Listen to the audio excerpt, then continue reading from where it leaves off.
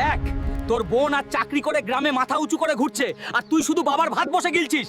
লাগবে না তোর মতো মেয়ে, বাইর হয়ে যা বাড়ি থেকে। কি রে বোন, বাবার অপমান কিরকম লাগলো তোর? কপালটাই এমন, যা এখন গিয়ে ভিক্ষা করে খা। আজকে আমার দুইটা পা ঠিক নাই বলে বাবা আর বোন দুজনে অপমান করে বের করে দিল।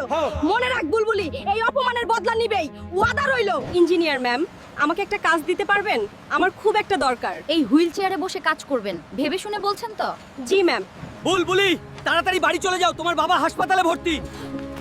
কি বলছিস, বাবা হাসপাতালে? ম্যাডাম, কি হয়েছে আমার বাবার? বুলবুলি, ঠিক সময় এসেছো। তোমার বাবার দুইটা কিডনি ড্যামেজ হয়ে গেছে, অপারেশন করতে হবে। তাড়াতাড়ি 20 লাখ টাকা জমা করো। কি করি এখন?